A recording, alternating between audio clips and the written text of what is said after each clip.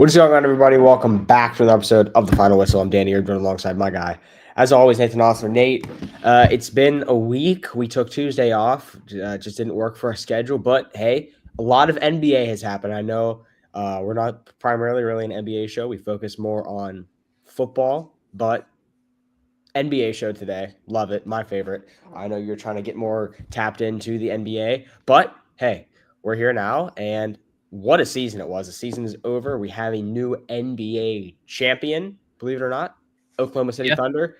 Can't believe it took 7 games. I mean, how many times on this show did I say Thunder in 4? Okay, no. Thunder in 5, Thunder in 6. Then it was Thunder in 7. The Pacers played their ass off this series, and this was one of the best finals I've ever watched. Yeah, like I would say this is the first time in Final Whistle history we are having an NBA-centric episode with no football, baseball, or anything else talk. Yep. The NBA in the last week, we have a new finals champion, the Oklahoma City Thunder. We had another crazy, heartbreaking injury in Game 7 of the finals. We had multiple trades. We had a team in the East basically kind of blowing it all up while one of their stars is hurt. What it seems like, or are they actually doing that? Who knows? And then we got the NBA draft that ended in the last 2 days. We got a lot to talk about. I'm guessing we just want to start with this finals. Sure, yeah. I mean, there's one thing you can't talk about this game without talking about it. Halliburton injury. Yeah. I mean, that was gross. Reminiscent of 2019, Nate, as a Raptors fan. Seen it before, for sure. Kevin Durant had a calf strain, played through it in the NBA Finals, and ended up tearing his Achilles. Literally, same thing. You just got to feel bad for Halliburton. Have to feel horrible. Halliburton's injury, I've seen a lot of people saying this, it's a new big what if in NBA history right now. Because Halliburton, when he got hurt, Danny, was 3 for 4 from 3, 9 points. He was shooting 3 of 5. He was the best player in that first quarter, and then he got injured. For sure. And that injury is going to take him out. It was over. The what if definitely is that if he doesn't get hurt, what's the score look like? Final score was 103-91. It was still like, if the Pacers got hot at the right time, if a lot of players didn't cool off, if it just didn't turn into the TJ McConnell show, maybe the Pacers would have had a chance. TJ McConnell literally held this team in it, basically. A lot of guys went silent. There was a lot of discourse about Siakam at points. He kind of went silent. This is basically everyone went silent. The Thunder. It's funny. TJ McConnell was the guy keeping them in the game. Well, I mean, he scored 13 straight points, and they didn't score. No one else but TJ McConnell scored for 10 straight minutes in the third quarter or the fourth quarter. It was that second half. It's unexcusable. Now, I know a lot of people are going to say, "Oh, Mickey Mouse ring, yada yada yada." I wouldn't call it that. Yeah, the way they were playing, I don't know how much Halliburton affects the outcome of that game. They made a push towards the end of the game, but I think at one point they were up 25 points, and then they made that late push at the end. Listen, I've grown on Halliburton. I still don't think he's the best player on his team. Even if they won that game, I think that Siakam was your finals MVP. Now, do they win that game with Halliburton? You really can't say. I still don't think they win it, even though he was splashing. But you never know. Yeah, it comes down to this too. Is the Pacers were up by 1 at half, and they did that at least one quarter without Halliburton. Yeah. I'm wondering if the what if is if Halliburton keeps shooting like he did, he was a lot of people were thinking he was destined for an all-time game. The way he was shooting the basketball, especially 3 for 4 from a 3. 3 for 5 overall shooting in 7 minutes. He looked like he was due for maybe a 30 bomb on game 7. If he plays, who knows what happens? Because of course, like I said, your guys a lot of people were hating on Aaron Nesmith. He had not a really great game. Obi Toppin. Who else is there? Nemhard. I mean, look at the stats. Nemhard, 15 points. He was one of the not as bad plus minuses, but still -9 plus minus. There is no one that had a better impact. I guess Aaron Nesmith had the best plus minus. He had 3 points, but I mean the bench did Nothing, Nate. Nothing. Benedict Mathurin was the leading scorer in this game, and I mean, you can't have Benedict Mathurin be the best scorer. I'm a big Siakam fan, but he was radio silent, and it wasn't that he was missing shots, Nate. He was 5 for 13 and 2 for 5 from three. He did not get put in the game. They did not put Siakam in the basketball game when needed. Nate, here, all cards are off the table. All cards are off the table. It's Game 7 of the NBA Finals. You play. If I'm Indiana, I'm saying, listen, we're losing right now. Get your ass in the game, Pascal. And they did not put Siakam in the game, and it really hurt them. Siakam logged his usual minutes, 37 minutes. That's the most minutes out of anyone in this game. But then I want you to look at OKC's guys. SGA played 40 minutes, which is only 3 minutes more, but Siakam not playing those 3 minutes, and SGA got pulled for a little bit, but you got to have your dogs play the whole game. You just have to. And I'm not going to blame this whole game on Siakam. I think if the Pacers were to have a chance, they definitely needed Siakam not to fall silent for a while. Yeah. Because like you said, Siakam, in your opinion, is their best player. Mm-hmm. Your best players need to show up in the biggest times. And when Tyrese Halliburton gets injured, and he's going to be out all of next season until maybe if they make a finals run again, that would be a year later, which would be a crazy return. But I don't know if they're going to make it right now because the East looks pretty good. The Pacers are going to have to make a lot of moves. I don't think we'll get to trades in a little bit. But this one, I feel like I don't want to be taken away from the Thunder too much because they did play a really good Game 7. Shea had a really good game. Chet Holmgren, I talked about him. He needed to have a good game. He looked pretty good. 18 points. Yeah. 6 of 8. He sucked the whole series. And you said it. He has to pop out, and he did just that. Chet had a bounce back game. I said he was the X factor for Game 7. 6 of 8, 1 for 2 from 3, 31 minutes. He gave him 18 points, 8 rebounds. About that? That's a solid game from a second-year player in his first finals, especially since he hasn't had a good game in my opinion, since Game 2. So that was one of my key guys saying they need to wake up. But Shea wins MVP, we both MVP and finals MVP. But the Pacers, it sucks. This Game 7 turned this series in general went from really good series to now a lot of fans are saying it's a what if. What if? And Thunder won it, but that could also have something, a chip on their shoulder being maybe let's prove it again next year. So who knows? I thought it was really good finals. And I hate the injury. It was great finals. I hate the injury just because I really like Halliburton. Personally, it is up there for a what if for me because he was playing really good in that first quarter. And it's got to be a what if. It was a very close game. Could have been a very closer game if Halliburton was in. But yeah, good finals. I think it exceeded everyone's expectations. There was a lot of haters for this finals. But like I said, your main bench guys, Obi Toppin, 21 minutes, 0 points, can't happen. Nembhard, I know, Miles Turner, 6 points, can't happen. Aaron Nesmith, 3. These are some of your key guys if you're the Pacers. You need them to. You can't trust everything in Siakam and Halliburton. So no, you can't. Props on TJ McConnell and Mathurin for at least putting in some effort. They did their best, but that's all they could do against that Thunder team. Hey, at least we didn't if the Thunder would have lost too, they would have been probably the biggest choke artists now for a while. A lot of people, but you don't think this rings fraud to them at all? My thing with it is injuries do happen. There wasn't any cheating involved. They didn't have to do a bubble. They went through a whole season. They played all 82 games. I hate the premise of fraudulent rings most of the time, especially now because there was no Disney World go down there for a shortened playoffs, expanded, anything like that. They played a full season with no stoppages. So all their players were healthy. They took advantage of it and won. They were the best team. They were 68-14. I wouldn't call that fraudulent, but you couldn't. They were the best team since. I understand fans' frustration with how it went, but because the Pacers, we said, had the hardest path out of easily. But the Thunder, you a lot of people were just knocking them, but that's what's going to happen now. Now you're the NBA champs. think about how much people loved the Thunder last year and wanted them to win. Now they're already like SGA is so hated now because They're of the the free villains. throws. Like they are now the villains. It is crazy how in the NBA you win one championship and you're the villain, which is Bro, crazy. this will be my sports take. I feel like the thing that COVID ruined with sports was this whole Mickey Mouse fraudulent ring thing.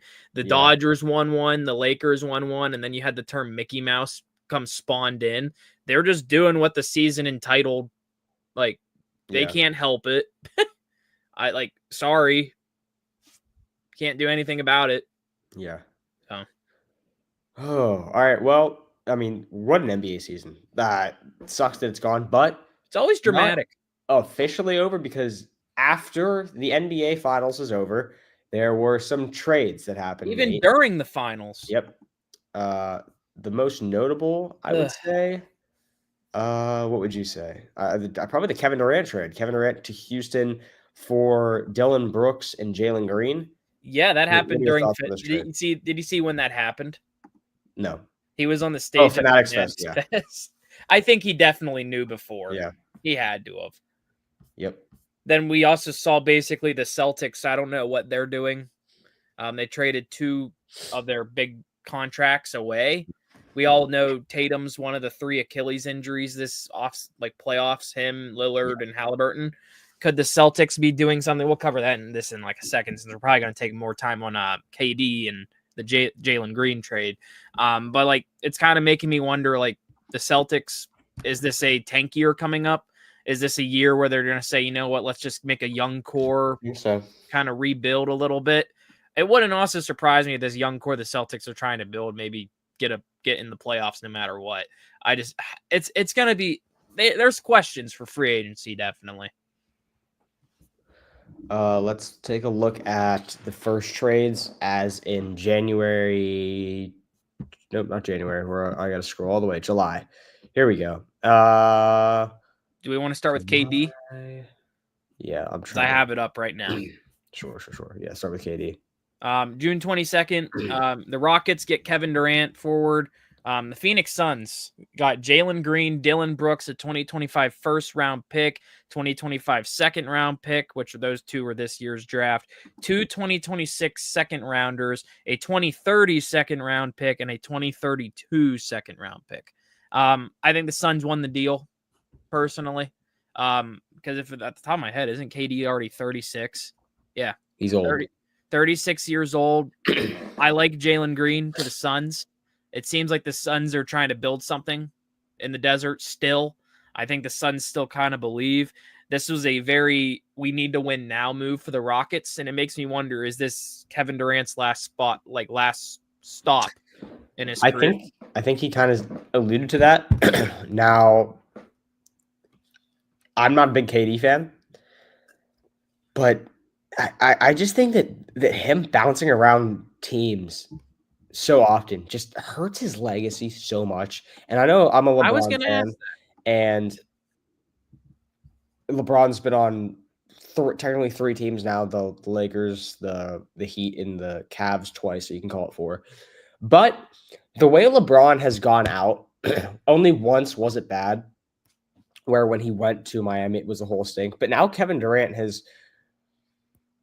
It seems every team he's gone on, they give a haul for Kevin Durant, right? The Nets did it to the Warriors, and then the Suns did it to the Nets, and now the Rockets did it to the Suns. And then within a year or 2, the report's going to come out, Kevin Durant unhappy in Houston. He's probably already unhappy in Houston. Like, these guys, not even just all these guys, but it's really just KD is the main one, who he's literally the Aaron Rodgers of the NBA, where he's just never happy. And if Stephen Curry wasn't alive, Kevin Durant would have no rings. Kevin Durant would just be the biggest ring chaser of all time. And he's never won a legitimate ring on his own. He hasn't. He needed the best team ever. And now he bounces around all these teams, supposed to make the best super team. Oh, this is the best team. And then they just suck. You know why they suck? Because KD's he doesn't win anymore. He can't win. Who is the kind of I'm piece over that's KD. involved with all this KD drama? It's KD. Maybe I'm going to ask you a question. Yeah. KD's legacy. You brought that up. It's a very good point. Which of these teams was more forgettable of his experience? So here's the teams he's played for. The Suns. So like the Suns or the Nets era it comes to me as like which will be the most forgettable. Well, I The think the like Nets era was better in a sense because you had Kyrie, you had James Harden, and there were a lot of good moments with that team. Now, I think they only played like 13 games or something together as a total, that big three. that's the biggest flop for me. Yeah, that's the biggest failure in a super team I think I've ever seen. But they still went to the playoffs. They still made a little bit of a push in the playoffs. KD was a shoe size away from going I to was gonna the say NBA Finals, that's right? my biggest takeaway from his Nets Yeah, era. I don't is know if I have a takeaway from this borderline. Suns version of him. Not no, you have none because It's it's not a thing. The Suns were better off before Kevin Durant and Bradley Beal, and when they had Chris Paul and Devin Booker and that whole team, Mikal Bridges when he was on that team, it was a fun team to watch. DeAndre Ayton and that was a fun team when they were battling against the Bucks in the playoffs the year that KD was on the Nets. And then KD goes, "Oh look, this team was in the finals. I'm gonna go. I want to go to the Suns." And then they suck. They didn't even make the playoffs. Like you can't just not make the playoffs. Now I know there's been a lot of injuries with KD, but again, you're old, and I don't understand why he thinks that going to a new team is going to change anything.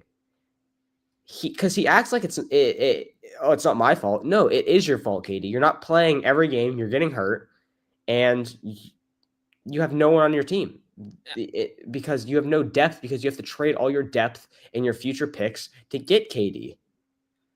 so like my takeaway with this trade is I really like it for the Suns. I think the Suns are winning because they got Jalen Green. I like Jalen Green. I do like Jalen Green, but he's yet to blossom yet, and it's been, I think, it's been the correct amount of time for when it's like, Yeah. okay, when's this guy going to blossom? I know there was a lot of like, for example, like when Cam Reddish got drafted, everyone was kind of waiting for him though. Okay, when's he going to work out? When's he going to work out? And he just never did. I think Jalen Green is better than that, but I don't think Jalen Green is going to be like an all-star anytime soon. Yeah, he's averaged 20 points a game in his career. He's one of these guys. It's kind of I don't like labeled one of these young stars in the league today, or could be young stars. And interestingly enough, both him and KD were second overall picks in their respectable drafts. 2007 for KD, and if I'm not mistaken, I think 2022 for Jalen Green. I think. Mm-hmm. Let me double check that. Yeah, 2021. Yeah. I like this for the Suns. You still got him. You got Devin Booker, Bradley Beal if healthy. I think the Suns could be a little sneaky. I don't. Well, I think they got to do a lot more. They got to do more. I actually do think Phoenix is better off without Kevin Durant. That's fair. First of all, you just got a haul of draft picks, and what's the full trade? Let me read the full trade right here. They got a bunch of. They got a first. They got a first and Dylan second Brooks this year. 2025 first round pick this year. 2025 second round pick this year. 2026 second round pick for next year. 2 of those. 2030 second round pick and a 2032 second round pick from Boston. Yeah, and you just got Kevin Durant. Listen, I don't really love that for the Rockets, but again, it's only one first round pick. The rest are second round picks. So if I'm a Rockets fan, I'm fine with this trade. One, because Dylan Brooks is not a guy that you're going to want on your team. Jalen Green is really what I would be upset about because I think Jalen Green does have a chance to blossom still, and maybe his full potential is not unlocked yet, you could say. But listen, if you looked at me right now and said you want to win a championship, and I was like, well, obviously. Okay, you have this on your team. You have Alperen Sengun, who's an all-star. You have Fred VanVleet, a veteran who's getting old in age, but he's a good veteran guard, ball handler, pass first type guard. And then You have Amen Thompson. You have you have a core for a young team, and you're giving up a defensive player in Dylan Brooks and a Jalen Green for a guy in KD that's a win now player. KD's a win now player. And I know I just talked shit on him and said that KD, can't win anymore. But like it's still Kevin Durant, right? Yeah. So you got to look at it from that perspective. Do I think like this is a pretty even trade in my book? The Rockets surely want to win now. Now they have a very good roster. They have They have Sengun and KD. That's a great front court or a backcourt. That's great. It's amazing. And now you have Fred and Amen Thompson. You're fine. Yeah. But yeah, I guess we're kind of split on this one. Yeah. Just because I don't like the Suns getting Jalen Green. Oh, I mean, I don't like it for the Rockets' perspective. Yeah. If I were a Rockets fan, I would be kind of upset about Jalen Green getting traded in this. Just because KD's 36. He's getting up there. I don't know how many more years he has. Maybe like 2 more max, maybe 3. I don't know what his plan is. But moving on, I want to talk about the Celtics here, if you're ready. I'm ready. This team, the Celtics, it's funny. Poor Drew Holiday has been traded to the Trailblazers now twice, and he hasn't been traded off the Trailblazers this time because he was traded really quick last time. So my theory about the Celtics, they traded, of course, the first trade went down literally 2 in the span of 24 hours. The 23rd, Boston Celtics got Anthony Simons. I brought him up before for Drew Holiday. And he goes to the Trailblazers. And then we saw literally day after Kristaps Porzingis goes to the Hawks. So I don't know what they're doing. I have a little bit of a theory here. So Jason Tatum obviously tore his Achilles, just like Halliburton. He'll be out all of this year. This has happened before, Nate. This happened before where the Celtics were becoming a top team in the NBA, and they still drafted Jason Tatum. They could potentially say here, okay, all right, Jaylen Brown, here's a season. Go thug out one of your seasons. We just locked you down. Go just have a season. We're gonna probably get a.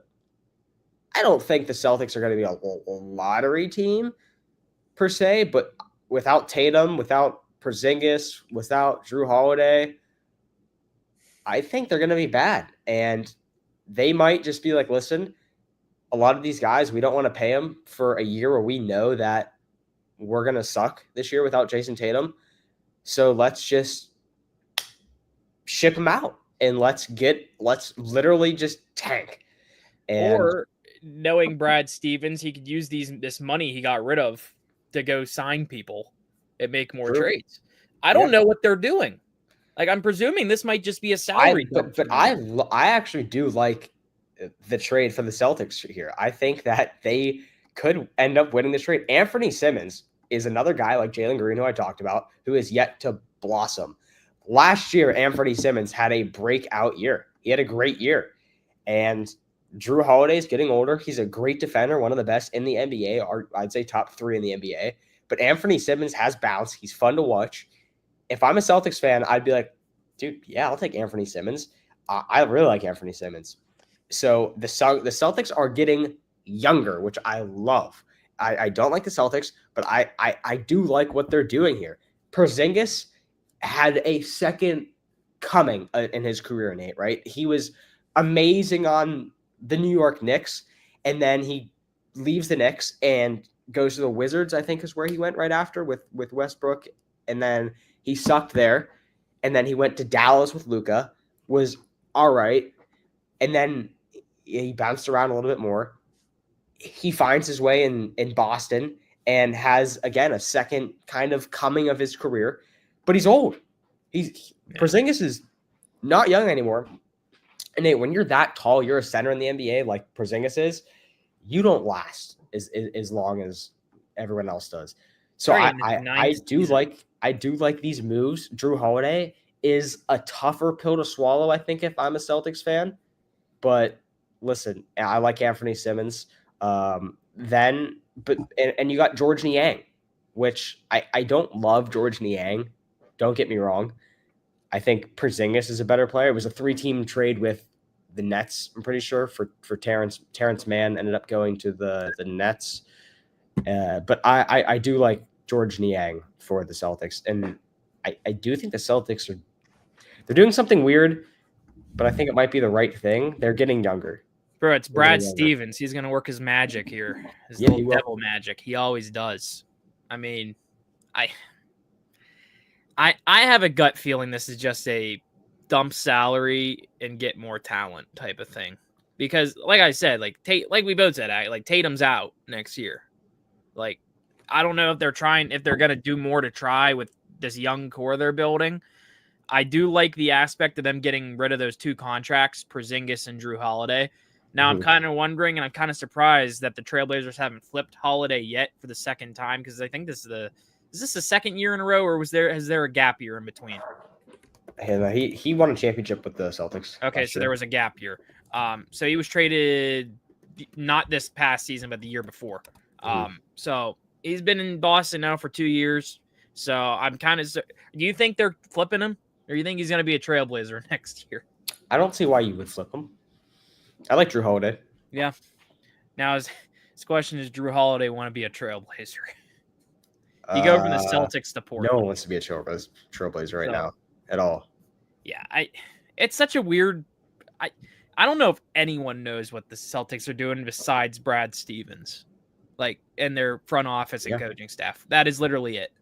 Maybe some of their players, maybe Tatum off the bench, even though he won't be playing. Maybe he's been told, hey. Maybe he's like, they told him, like him and Jaylen Brown, listen, we're going to get younger this year. And, we don't have JT. So, Jaylen Brown try and thug it out. And that's the thing. Like, they could still do stuff with Jaylen Brown.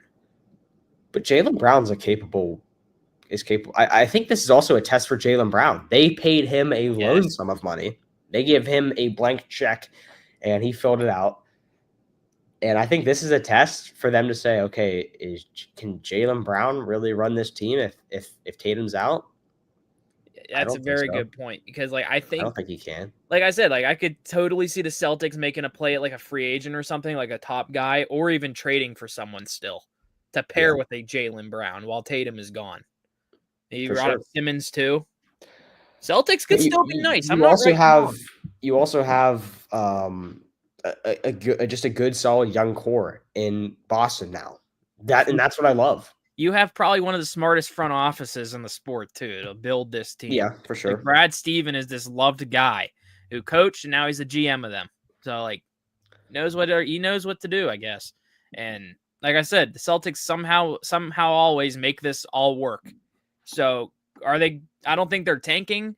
I don't think they're going to be in the lottery. I think they might be like a 6 to 8 seed next year. You still have Derek White. Yeah. I like Derek White. Who doesn't like Derek White? I mean, they still have a bunch of pieces I think a lot of people like. Yeah. If I'm not mistaken. But you have Peyton Pritchard. Yeah. He's a dog. So Nate, this team is still good, but I could just see them. I don't even think they're going to be a bad team next year. Listen, you don't have Tatum. You have Anthony Simmons. You have Derek White. You have Peyton Pritchard. You have Jaylen Brown. That's fine. I mean, it's fine by me. They went 61-21 this year. I could totally see them being like a Milwaukee Bucks type, 48-34. What would that get them? 5 seed? Yeah, I think this could still be a playoff team, fringe. They're better than these bubble teams. Yeah, they could be a playing team for sure. On paper right now, I'm putting them ahead of the Bulls, Hawks, Heat, Magic, probably the Pistons too. Even with this Tatum injury, they're still a non-playing team, in my opinion. Okay. Especially not knowing yet what they are actually going to be doing. They still got good pieces, like you said. Completely forgot for a second about Jaylen Brown. He's still there. And he is a very good basketball player. A lot of people really like Jaylen Brown. I know the Celtics fans and Brad Stevens really do like Jaylen Brown, but yeah, interesting times up in the Northeast, I guess, for them. And then draft here. I don't know if we Oh, talk there about was this one trade we didn't talk about yet, the Jordan Poole yet. trade. If you want Yeah, this one I was getting. It's funny, like ESPN posted something. So the trade was basically Jordan Poole and another piece and a pick for CJ McCollum, Kelly Olynyk, and a pick. And there's people thinking like the Wizards are building this team. Like ESPN posted something. I forget what it was. It was like, are the Wizards building a core here? It was like CJ McCollum. Who's the other guy they have? I'm trying to think who it is. You know what I'm talking about, though. Like, it's like, I don't think they're going to be good. Why are we all hyping up the Washington Wizards? Yeah. I don't know if I'm crazy in saying that, but it's like, why? I don't see what there is to hype up. I'm trying to think who the other piece is that they put in there. CJ McCollum. Who was it? There's I don't know. It'll come to my head, but Who? weird. Jordan Poole? The whole Well, trade? he's not on them anymore. I know, but I'm saying that. You're just asking for the Wizards? Oh, it was now? Chris Middleton. That's who Yeah. it was. Like I don't. Are the Wizards gonna be anything? No, they. I don't They get are why be this is getting very, hyped very up. bad. Yeah, they suck bad. Very Like, bad. why are we hyping this up then? Because this is It's disgusting. The Pelicans, I actually do like kind of what the Pelicans are doing here. Again, they're getting younger. They didn't really see a future with CJ McCollum, I guess. Weirdly, I do like CJ McCollum. Kelly Olynyk sucks. Future second round pick. Now the Pelicans, they just had a good draft. They had a really good draft. They still basically, you know what the Pelicans are trying to do? Save Zion Williamson at all costs is the game that Yeah, they're playing, because they that's just very traded true. Brandon Ingram, and so now it has to be the Zion show. Zion hasn't been healthy, so they are just still trying to bank on Zion Williamson panning out and playing a full season of NBA basketball where he doesn't get hurt. He's an all-star and he takes them to the playoffs. It's all they want out of Zion, and he hasn't given it to him. So they're just trying to build pieces around him. I think Jordan Poole is a good fit around Zion Williamson, better than CJ McCollum. You could argue. Poole can play one through three, kind of, and I like it. I do like this for the Pelicans. Yeah, But the it's just a weird Pelicans, in my trade. opinion, It's just a weird yeah, trade. Do you need weird it? trade, No. but like, yeah, it's a weird trade for them. I thought the Pelicans as well had a really good draft. They were really hyped up by a lot of fans and stuff. And the Wizards are just tragic now. All their guys are like 70 years old and just CJ McCollum is like this guy that is only playing for these like small market teams. It seems like Portland, New Orleans, Washington. What a weird career for him. He went from playing with Damian Lillard to like the withering Chris Middleton. But moving on, there's another trade actually I think that's worth talking about. It was the Mark Williams to the Suns. Mark Williams finally got traded. Makes no sense to me. Stephen A. Smith on there was the clip of him. He was like, "Why is he getting traded now?" Like this is the guy that the Lakers got in the trade, with the Hornets, but it got canceled because of a physical. So the Suns get him now. Canceled it. Actually, yeah. I always thought that there was the Hornets that did. No, the Lakers canceled it. This makes no sense to me because of what they did in the draft. This happened during the first round of the draft. Yeah, it was like right after their pick. But they drafted, or we can get to the pick in a little bit, but they drafted a center at 10. They traded for one. Mulawatch. Why do you need Mulawatch and Mark Williams? Now, I guess it's because you lost KD, but Mulawatch is not playing anything but the 5. Yeah. And Mark Williams is not playing anything but the 5. So, I mean, I guess you filled out your center position. Bull, as Nevin said, goner, cooked. Poor Bull. Because, again, I mean, Bull could probably play a 4, maybe, like a tall 4 with the center, but he's just so big, so I don't know. I think But this makes no sense to me. Why do you need Mark Williams when you just drafted your future a center in Mulawatch, who I think I wanted Mulawatch. Fine with my pick, though, by the way. But Mulawatch is the best center in this draft, I'd say, easily.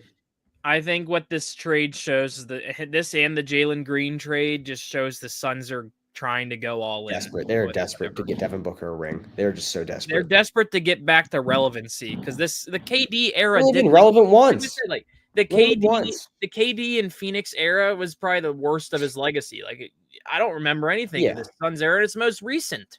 Like what have they done? Nothing. I mean, the Nets one is defined by his like toe on the line. That's about it. Real. Like the Suns are a weird team. I know one of my buddies is a Suns fan. He shares the same premise. It's like they're so odd.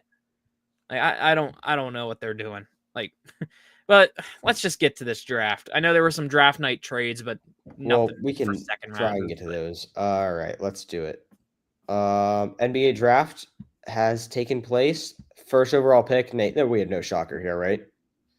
I really thought it was going to be Trey Johnson. I really thought the Raptors didn't get Cooper Flag. I'm so sick. Hey, your guy. Does he want to be a Raptor? That was the big. We'll get to it, and I'll get to it. Okay. Okay. So Cooper Flag goes number 1. Do we need to talk about this at all? Not really. He's going to be decent in Dallas. Yeah, great two-way player. Did you see one of the best your GM's GM's we've quote seen in the draft ever? Probably one of the best. Did you see Nico's quote? No. About it, he was like something along the lines of like the cards just played right because they traded Luka. Like shows it's rigged. Dude, it's just the stupidest thing I've ever heard. Is that you can? I've watched the behind the scenes on that draft. You're not rigging it, dude. They also video everything. That's fair. And you can watch the behind the scenes on. There's 40. I'll pull it up. I'll actually pull it up. I don't know because I'm so sick of people thinking that it's rigged. NBA draft lottery behind the scenes. Let's see if this is how they do it. I just want people to see how they do it. I know I watched a lot of Pardon My Take, and they went in and showed how they do it. But let's see if I can get a video here. Let's see. Nope, this is just the full. Yeah, so they have. I mean, you can watch the actual lottery of them pulling out the numbers. Oh, I believe it. Yeah, you can watch that. But they also have. So what they do is they have a bunch of whiteboards. Yes. All over, and you have so many numbers. So it's like the if you go to a sports game, you get the 50-50. Yep. But you don't have numbers in order, so you get a bunch of random numbers, right? And that all adds up to this, and then they literally pull the balls until that number. So you have so many numbers, and so you have a better percent chance. That's why, that happens there. But Dallas just got lucky. So it literally cannot be rigged. It's the stupidest thing. I one of my biggest pet peeves is the people that say that there are things in professional sports that are rigged. First of all, it happened once with the White Sox way back in the day. Nate, if LeBron James sneezes, you hear about it. Okay. Yeah, right. If LeBron goes to the bathroom, you hear about it. Oh. Back in the day, back in the 40s when the White Sox had their scandal, stuff was easy to cover up back then, and they didn't even get away with it. If you couldn't get away with rigging something in professional sports back in the 40s and before, with the technology today, the amount of people on social media, you wouldn't get away with any way of rigging something ever. And if it did, it would be the biggest scandal of all time ever done. Right? Done. It would be so easy to tell, I think, that something was rigged. Now, sometimes there's circumstantial things like this, what happened in Dallas. That's like, that's crazy. It's just a crazy coincidence. Yeah. Okay. Nothing's rigged. I don't like Dallas. I personally do not like the Mavericks as a team. I just don't know why. I've always. I just love how literally a couple months after they trade their superstar for no reason, they get the number 1 overall pick. It's really funny. And actually, if it was a toss up between them and Chicago. So, Nate, if Chicago, you know the play where Josh Giddey makes a full court buzzer beater? Yeah. If he misses that shot, they have Cooper Flag. The Bulls have Cooper Flag. Another what if. They were tied. And and they flipped a coin for a tiebreaker. They literally flipped a coin for a tiebreaker, and it went to Dallas. They got the point percentage more, which literally landed them because it was a pick 'em. It was you either get the this or that, and they got the first overall pick, which is crazy. Yeah. Well, that's the little spiel on the Mavericks. Number 2 overall was Dylan Harper. I like Dylan Harper out of Rutgers. There's 2 Rucker guys. We'll get to the second one later, but he's a lefty. Scored 19 points per game at Rutgers. I love this for the Spurs. You get another guard, so now you have De'Aaron Fox, you have Dylan Harper, who you'd hope to start, and then you have the Rookie of the Year, Stephon Castle. So I don't know really where I don't really know where Dylan Harper is going to fit into this Spurs lineup. Is I'd presume he's going to be coming off the bench because you have your Rookie of the Year and De'Aaron Fox, who you just traded for, but I think Fox is going to be hurt. Fox is hurt. I don't know if he's going to be playing a lot next year. I think I did see something he was hurt. So if you do have the Dylan Harper and Stephon Castle, you have Wemby, Jeremy Sohan, you've got one of the youngest teams in the entire NBA, and De'Aaron Fox, who's not young, but he can still play like it. He's still very much, I would say, kind of in his prime. They won the lottery. Oh my God, that would have been unreal. They would have never lost a game. Sixers get VJ Edgecombe. I'll troll my buddy Braden a lot. I told him that this is a terrible pick. I think they should have got Ace Bailey. And now I know Ace Bailey didn't want to go to the Sixers. He didn't. He said he didn't want to go to any. He thought he could just pick whoever he wanted to go to. Yeah, he was playing. Yeah. This era of young players plays too much video games. Yeah. They think they can go wherever they want. I saw a Sentel tweet, and it was like Ace Bailey genuinely thought that he was able to pick his team in the draft or something like that. Can we talk about Ace Bailey for a second here? We'll get there. We'll get to him at 5. Oh, we're about there anyway, yeah, but we're at 4 right now. Edgecombe, I actually do like his how he played at Baylor. He was one of the best players in the country at Baylor, and I just don't know if his play is gonna fit into the NBA. He's just kind of a combo guard where he reminds me a lot of Scotty Barnes. Okay, VJ Edgecombe, I would say, it reminds me a lot of Scotty Barnes on how he plays. He's kind of like a point guard, one of the taller point guards that can get it done on every end. Charlotte Hornets, this is kind of a shocker. They take Con Kneppel from Duke, one of the best shooters in the country. Do I love this? I don't know. I think you already have your point guard in LaMelo. I don't think that this Con Kneppel is going to be like an all-star. I think he's going to be like a spot-up shooter, like the classic white boy spot up shooter, like a JJ Redick or a Peyton Pritchard, like a Steve Kerr was. Like literally those guys, buddy, you're here to shoot threes and that's it. Charlotte got their guy. Yeah, like that is. I'm shocked he wasn't a member of the Utah Jazz. Hey, right? Getting to the Utah Jazz. How about this one? Ace Bailey. We'll talk about this now. I love Ace Bailey's game. I personally think him and Dylan Harper, it is such a toss-up, but I love Ace Bailey. He's got a big wingspan, kind of like a hybrid style scorer, but he kind of fell in this draft. I think a lot of people had him as a lock at 3, and then his antics, you could say, of just not doing workouts kind of made him drop. He looked distraught to go to the Jazz. No? Let me just say this about Ace Bailey. You know what he's done to himself? I think he has hurt his credibility in the NBA already, and here's why. The media already hates him. You can tell, like all these stuff they're writing about him. Yeah. Like all these segments.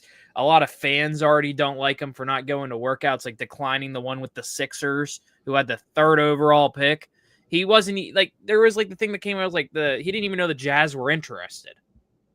But guess what? You're going to Utah, buddy. Get ready to learn like Salt Lake City. Have a great time up there in the middle of Utah. I hope he succeeds, and I hope this is kind of like a learning moment for this guy. Like it's not all about you. You're going to go to the Utah Jazz, play your butt off, prove yourself, try to get the media back on your good side, try to get the fans back on your good side, because like he's the villain right now of this draft. I think I think he is the making to be like I don't know. He has the making to be like a top villain in the league for some reason to me. I mean, I feel like he has a lot to prove based off a lot of the antics from the last couple of days. So, that's my thought on him. I think he'll be fine, but He has a lot to Yeah, prove. the Jazz are just I don't think they're going to be good anytime soon. And that's a I don't test know if for Ace him. Bailey changed that either. And I do like Ace Bailey, but the Jazz are just such a bad spot. I think that they have so many of the same player. They have Laurie. They have oh, I'm blanking. They have like 4 of the same guy on their team, and I don't think there's any really hope in Utah. I like Jordan Clarkson at the guard. I don't think Jordan Clarkson should be starting. I think Jordan Clarkson would be a great bench player in the NBA. Like, say, who would Jordan Clarkson be very good on? If Jordan Clarkson came off the bench for like the Lakers, that would be like the best case scenario. Or Jordan Clarkson could like start, but they kind of have to run him as like the guy. And Yeah, if Jordan Poole was like your third, fourth option, he would be very good. they seem like a team that, like you said, like their best guys should not be starters on a lot of teams. Yeah, So like the Pirates a little bit. kind of. Yeah, But yeah, he has a lot to prove. Interesting top 5. sure, for sure. I think not a lot of people expected Concanapple to go. A guy fell. We'll get to him later.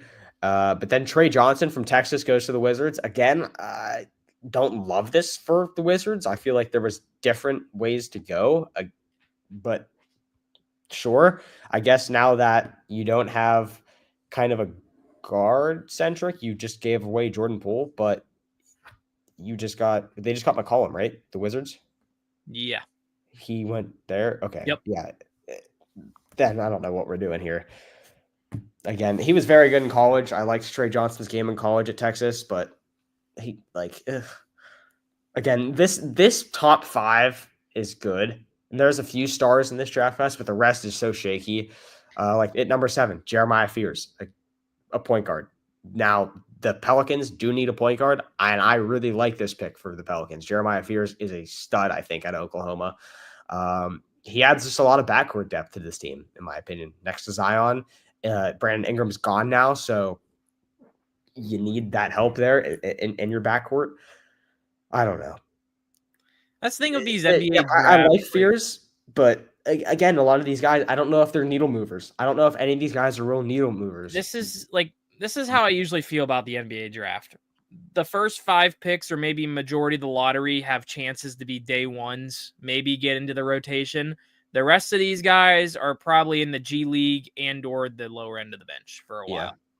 That's the thing about the draft. Like, it's weird. Like, this draft didn't have a lot of hype minus Cooper Fleck. I would say the guys from Rutgers, Ace Bailey, and Kind of a weaker class. Dylan Harper. Yeah. Back-to-back weak class, could you say? Last year's class was way worse. Yeah, but I was to say, like, compared to the one with Wemby. Stephon Castle was your rookie of the year. Yeah. That's something. Stephon Castle is all right. All right, number 8. The Nets take Igor Demon out of BYU. Let's go, Igor. I can't believe he went 8. I think this was a huge reach. They got a big. Did you need that? I don't know. I think you needed a lot more help everywhere else. Is Igor your guy you're going to reach when you had Mulawach still? I thought the Nets were going to for sure go get Mulawach, and they didn't. And then they got Igor. Listen, I liked him at BYU. I thought he was a fun watch, but I didn't even. I was shocked he was a top 10 pick, Nate. To be honest, I couldn't believe it. Honestly, yeah. Can we look up where he was projected? Let me see. Igor Demon. He was 13th overall rank on ESPN. Okay. On the draft. Then yeah, I honestly think he's a little bit lower. Some had him in where he was. A lot of people actually said 11th, top 14. Oh wow! I mean, I guess I didn't think that he should have gone this high at all. Again, there's just so many guys like Igor Demon who just don't pan out in the NBA. These big guys. You're big in college, Nate, but you're not big for the NBA. I mean, how tall is Igor Demon? Let's see. 6'8", 199. Nate, that's as tall as LeBron. He don't move like LeBron. Hey, this is the like next King in James center. buddy. He was one of the big boys. King no, Igor. not anymore.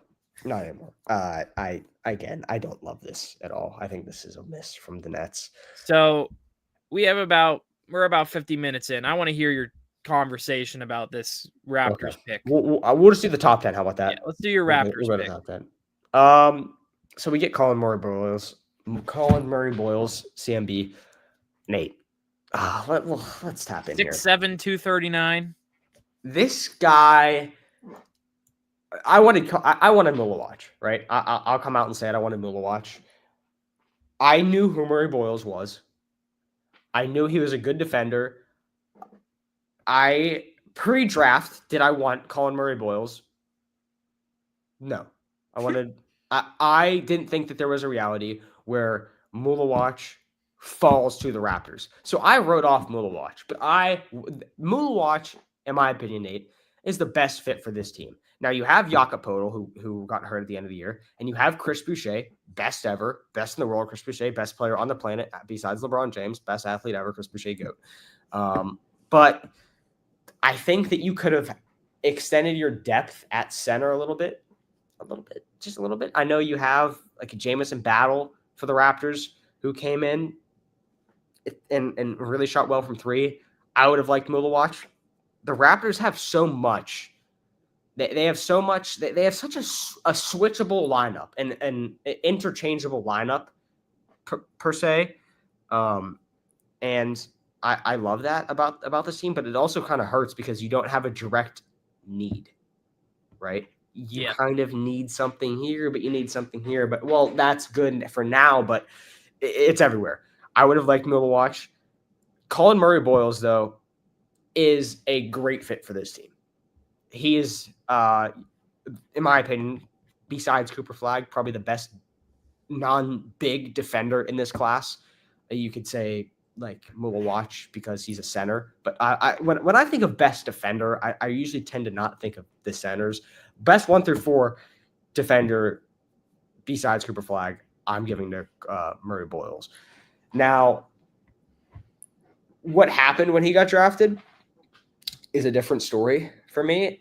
Gets up, shakes his head, and drops the F-bomb.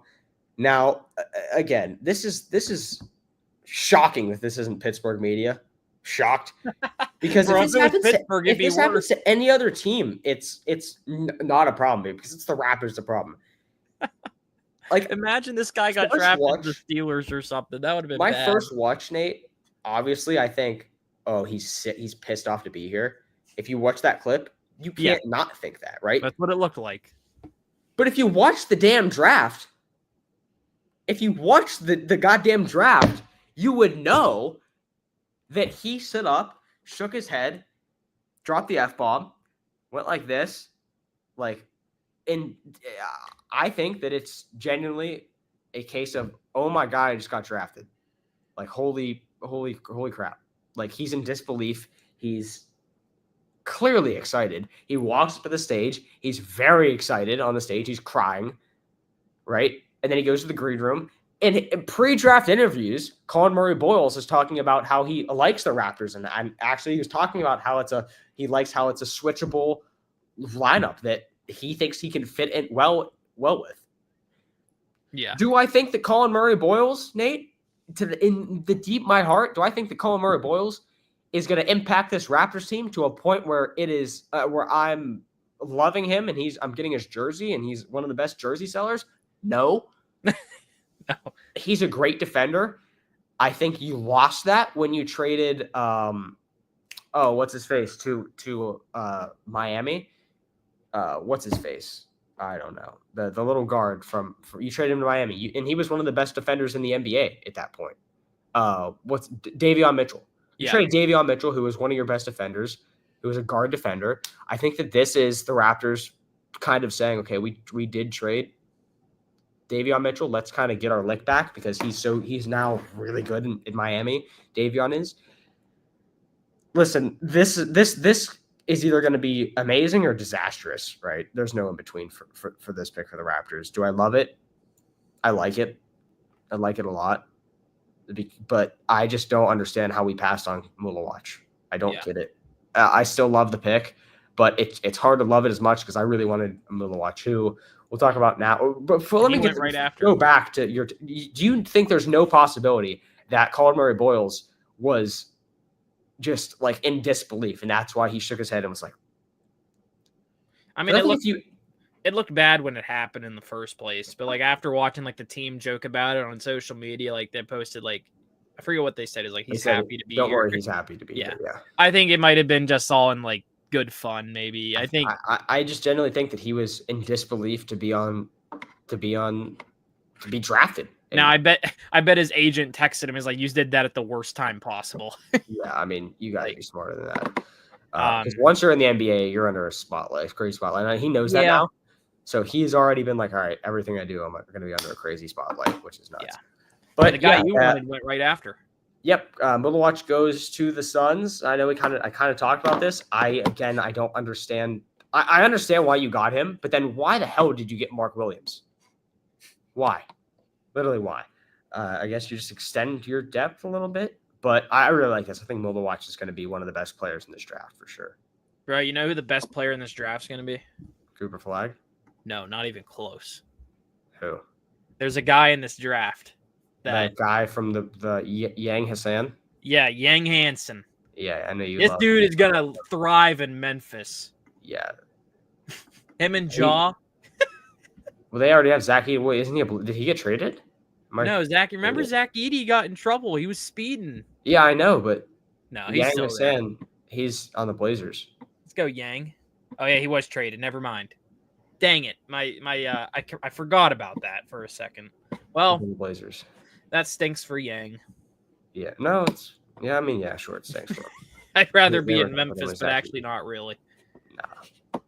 There was a thing Desmond Bane was happy to be traded because did you see the report? Bane said at least the training facility in the Magic has windows. No way. He was joking about it. Wow. He said at least your court has windows or something like that. No way. Yeah. Didn't have windows in Memphis? I guess not. I don't know if he's just joking about that, but like right, I'd rather want to live in Orlando than Memphis, but that's just me. Yeah. Oh, same. Last thing I guess we got to talk about before we head out here. Raptors get rid of Masai Ujiri. Another news. There goes your GM. There goes the GOAT. It was always. Now I wonder if this is why. I wonder if this has anything to do with them drafting Murray Boyles and passing on Milwaukee.